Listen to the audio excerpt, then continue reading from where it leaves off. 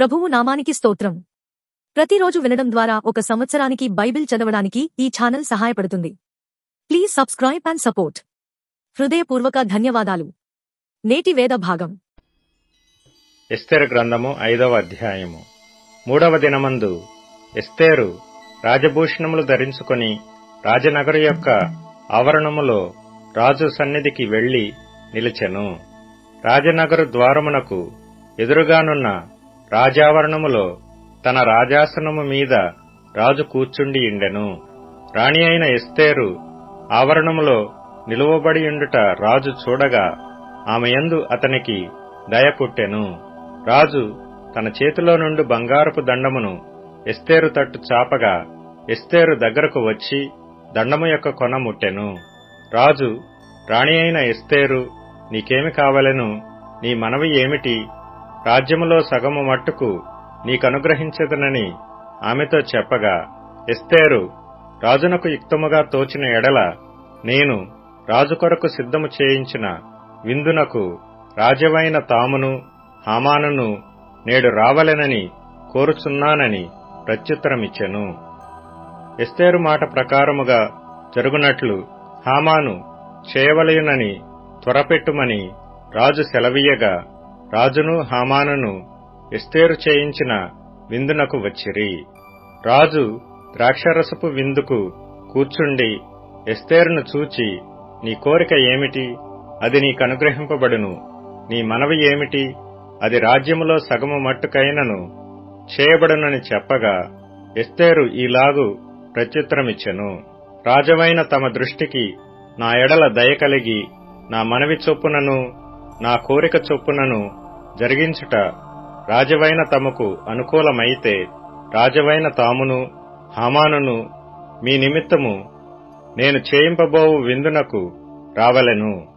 రాజవైన తాము చెప్పినట్లు రేపటి దినమున నేను చేయుదును. ఇదే నా మనవియు నా కోరికయు నన్నెను. ఆ దినమందు హామాను సంతోషించి మనోల్లాసము గలవాడై బయలువెళ్లి రాజు గుమ్మమున నుండు మొర్దెకై తన్ను చూచియు అతడు లేచి నిలువకయు కదలకయు ఉన్నందున మొర్దెకై మీద బహుగా కోపించెను. అయితే హామాను కోపము అణుచుకొని తన ఇంటికి పోయి తన స్నేహితులను తన భార్య అయిన జెరెషును పిలిపించి తనకు కలిగిన గొప్ప ఐశ్వర్యమును గూర్చియు చాలామంది పిల్లలు తనకుండుటను గూర్చియు రాజు తన్ను గనపరచి రాజు క్రింద నుండు అధిపతుల మీదను సేవకుల మీదను తన్ను ఏలాగున పెద్దగా చేసినో దానిని గూర్చియు వారితో మాట్లాడెను. మరియు అతడు రాణి అయిన ఎస్తేరు తాను చేయించిన విందునకు రాజును నన్ను తప్ప మరి ఎవరినీ పిలిపించలేదు. రేపటి దినమున కూడా రాజుతో కలిసి విందునకు రమ్మని నాకు సెలవైనదని తెలియజేసెను. అయితే యూదుడైన మొర్దెకై రాజు గుమ్మమున కూర్చుని ఉండుట నేను చూచున్నంత కాలము ఆ పదవి అంతటి వలన నాకు ప్రయోజనమేమీయూ లేదని అతడు చెప్పగా, అతని భార్య అయిన జెరెషును అతని స్నేహితులందరూ 50 మూరల ఎత్తుగల యొక్క ఉరికొయ్య చేయించుము. దానిమీద మొర్దెకై ఉరితీయింపబడినట్లు రేపు నీవు రాజుతో మనవి చేయుము. తరువాత నీవు సంతోషముగా రాజుతో కూడా విందునకు పోదువు అని అతనితో చెప్పిరి. ఈ సంగతి హామానునకు యుక్తముగా కనబడినందున అతడు ఉరికొయ్య ఒకటి సిద్ధము చేయించెను. ఎస్తేరు గ్రంథము 6వ అధ్యాయము. ఆ రాత్రి నిద్ర పట్టకపోయినందున రాజ్యపు సమాచార గ్రంథము తెమ్మని రాజు ఆజ్ఞ ఇయ్యగా అది రాజు ఎదుట చదివి వినిపింపబడెను. ద్వారపాలకులైన బిక్తాను తెరెషు అను రాజు యొక్క 2 నపుంసకులు రాజైన అహష్వేరోషును చంప యత్నించిన సంగతి మొర్దెకై తెలిపినట్టు అందులో వ్రాయబడి ఉండెను. రాజు ఆ సంగతి విని ఇందు నిమిత్తము మొర్దెకైకి బహుమతి ఏదైనను ఘనత ఏదైనను చేయబడినా అని అడుగగా, రాజు సేవకులు అతనికేమీయూ చేయబడలేదని ప్రత్యుత్తరమిచ్చిరి. అప్పుడు ఆవరణములో ఎవరో ఉన్నారని రాజు చెప్పెను. అప్పటికి హామాను తాను చేయించిన ఉరికొయ్య మీద మొర్దెకైని ఉరితీయింప సెలవిమ్మని రాజుతో మనవి చేయుటకై రాజనగరు యొక్క ఆవరణములోనికి వచ్చియుండెను.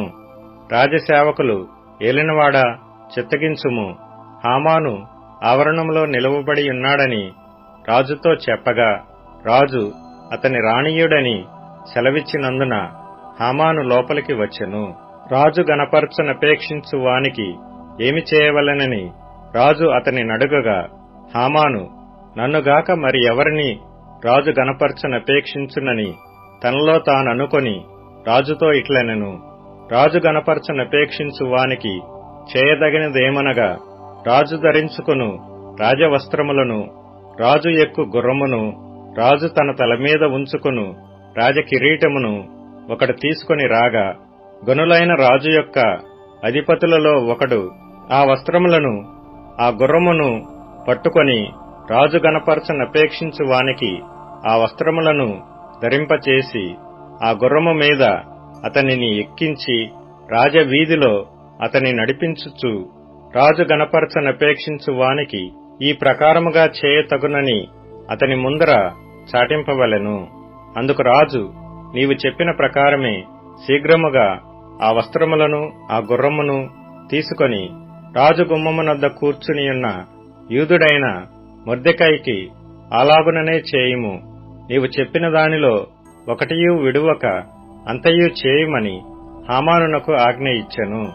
ఆ ప్రకారమే హామాను ఆ వస్త్రములను ఆ గుర్రమును తీసుకొని మొర్దెకైకి ఆ వస్త్రములను ధరింపచేసి ఆ గుర్రము మీద అతనిని ఎక్కించి రాజవీధిలో అతని నడిపించుచు, రాజు గనపరచనపేక్షించు వానికి ఈ ప్రకారము చేయతగునని అతని ముందర చాటించెను. తరువాత మొర్దెకై రాజు గుమ్మమునొద్దకు వచ్చెను. అయితే హామాను తల కప్పుకొని దుఃఖించుచు తన ఇంటికి త్వరగా వెళ్లిపోయెను.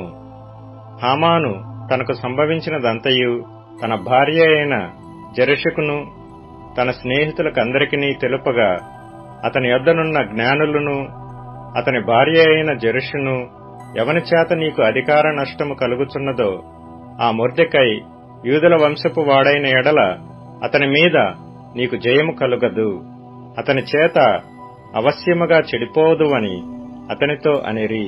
వారు ఇంకా మాట్లాడుచుండగా రాజు యొక్క నపుంసకులు వచ్చి ఎస్తేరు చేయించిన విందునకు రమ్మని హామానును త్వరపెట్టిరి. ఎస్తేరు గ్రంథము 7వ అధ్యాయము. రాజును హామానును రాణి అయిన ఎస్తేరు నొద్దకు విందునకు రాగా, రాజు, ఎస్తేరు రాణి, నీ విజ్ఞాపనమేమిటి? అది నీకనుగ్రహింపబడును. నీ మనవి ఏమిటి? రాజ్యములో సగము మట్టుకైనను నీకనుగ్రహించదనని రెండవ నాడు ద్రాక్షారసపు విందులో ఎస్తేరుతో అనెను.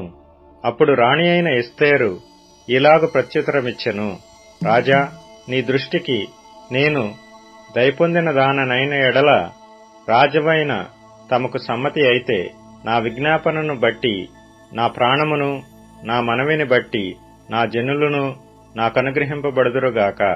సంహరింపబడుటకును హతము చేయబడి నశించుటకును నేనును నా జనులను కూడా అమ్మబడిన వారము.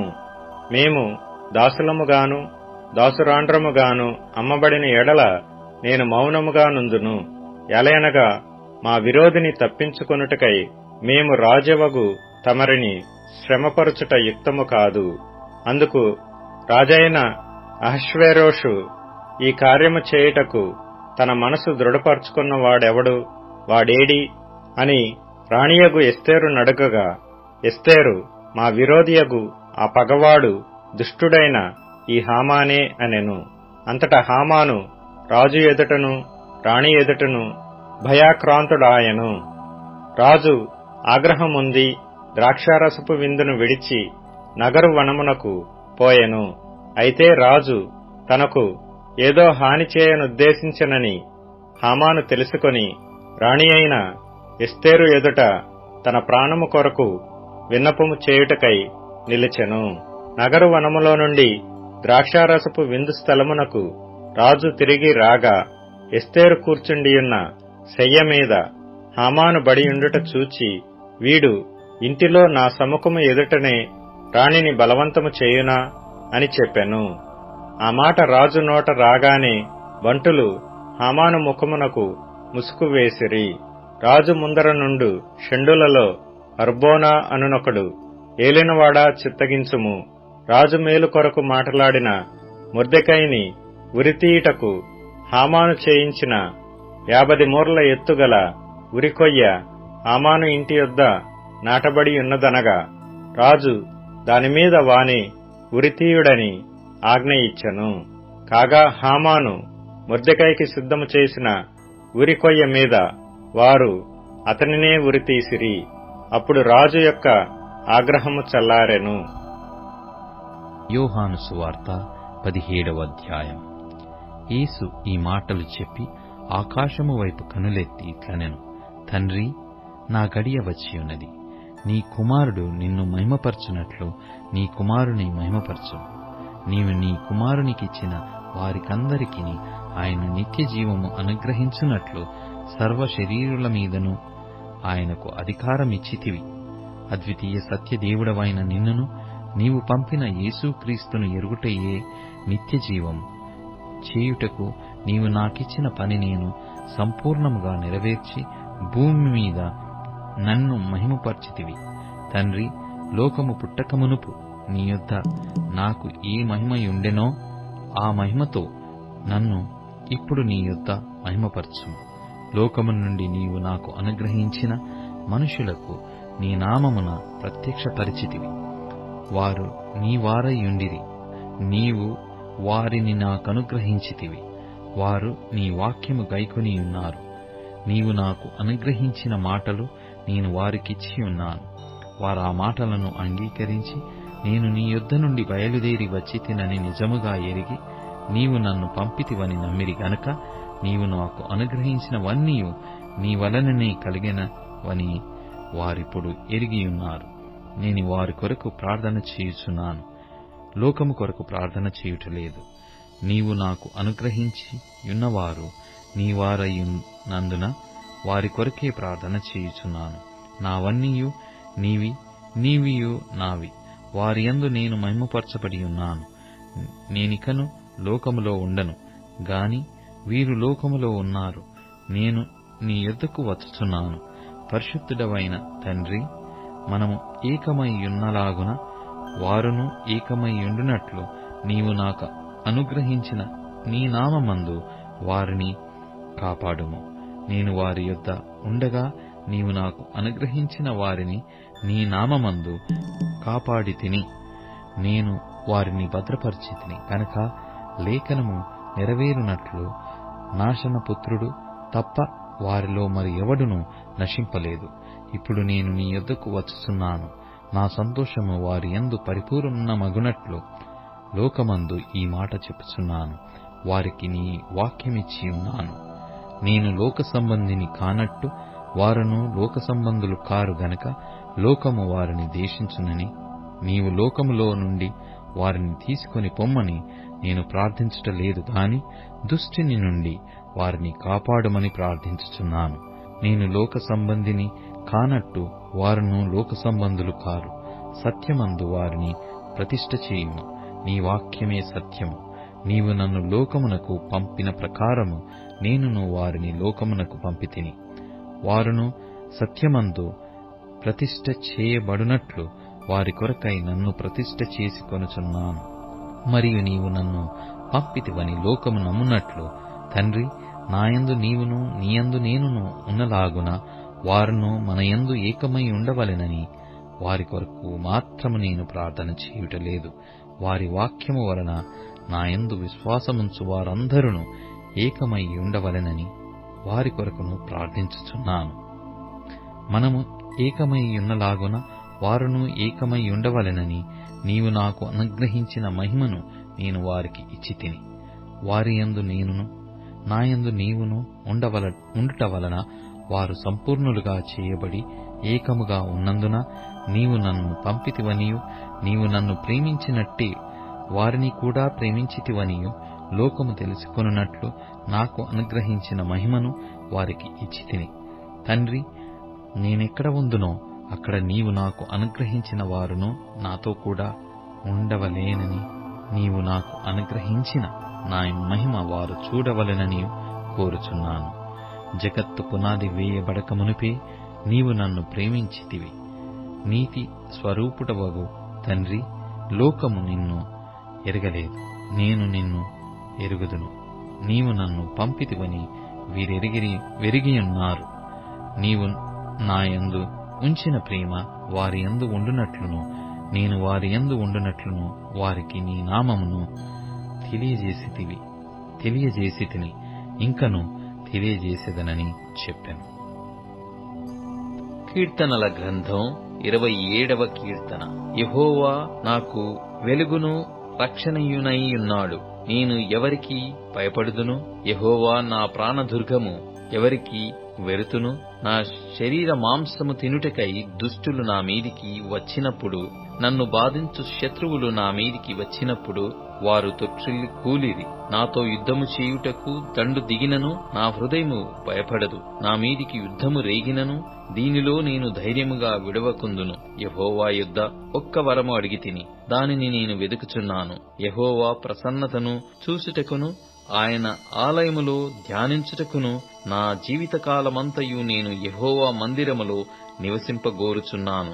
ఆపత్కాలమున ఆయన తన పర్ణశాలలో నన్ను దాచును, తన గుడారపు మాటున నన్ను దాచును.